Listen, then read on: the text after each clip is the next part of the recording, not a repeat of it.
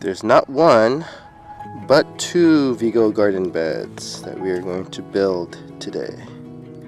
In today's suburban homestead, we're assembling our Vego Garden raised beds. On this episode, we'll show how we set up one of these babies. We'll also attempt to do a poor man's version of a Hügelkultur. By the way, if you could take the time to smash that like button, it would really help out the channel. So let's get started. The Vego Garden Company was founded on the goal of launching modular garden beds that will last for up to 20 years.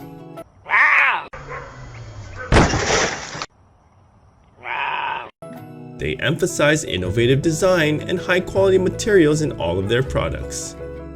There's also cool add-ons such as a trellis system. I'll probably get these at a future date. If you're looking for premium garden beds, then Vego Gardens is definitely the way to go. But for today, we've purchased these 9-in-1 modular beds.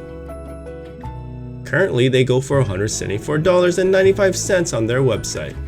I never said these were cheap, folks. This was actually the very first product this company launched, and it really doesn't disappoint. The material is corrosion resistant and can be configured in 9 different ways. The beds come in panels that have pre-drilled holes that are attached together with nuts and bolts. In about 20 minutes, we've already assembled most of the garden bed.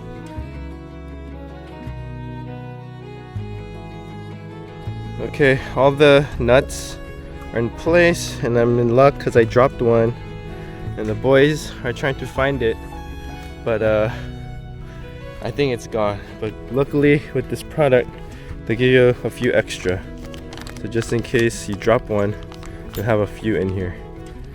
Once we move it into place here, we gotta put gopher wire and tighten all the nuts.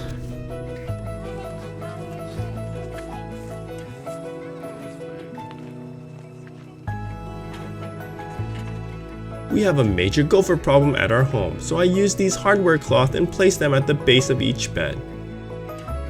Make sure to get a pair of tin snips to cut the wire. I then use landscape staples to hold them in place underneath the garden bed. When I first learned to do this, I was wondering how long these hardware cloth would last. Well, so far it's been 7 to 8 years, and a lot of the original wire still looks brand new. Okay, yeah, that's good. Gopher wire in place. This thing will be secure from gophers. Next, I use my manly strength to tighten each bolt. We then attach a rubber trim along the top edge. I'm guessing this protects the plants so they won't be touching hot metal. Now that the garden bed is fully assembled, we add cardboard to the bottom to prevent weeds from growing inside. Because I bought a second raised bed, I need to prep the other side of the yard to make sure it has a level surface. So I tilled the soil, removed any debris, and leveled the ground with a leveler. Then we add weed fabric to prevent weeds.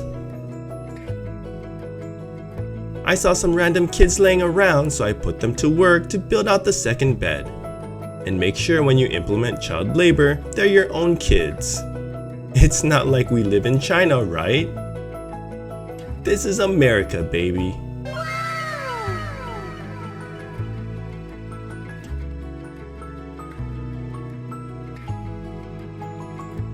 It's a perfect fit. The Vego Garden beds looks really great. So just like with the other one, we cut out hardware cloth to lay underneath the bed. Then we add in the cardboard.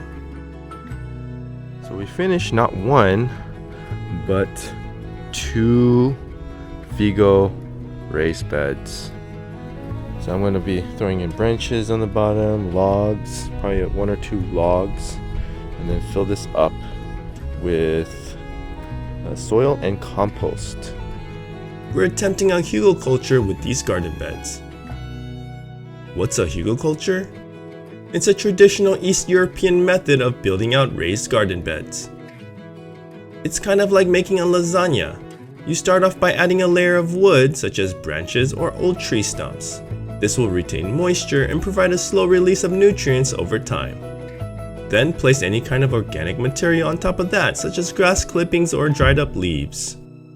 Pack everything in tightly, then add 2 to 3 inches of topsoil, and then add mulch on top of that. Apparently this will supercharge your beds and make them drought resistant as well. Overall, I really love these beds. They feel sturdy and looks great. I will definitely be buying more. Thank you for watching, and if you enjoyed this video, here's some more suggestions. And as always, please like, subscribe, and press the bell for notifications, and I'll see you on the next Kim's Adventure.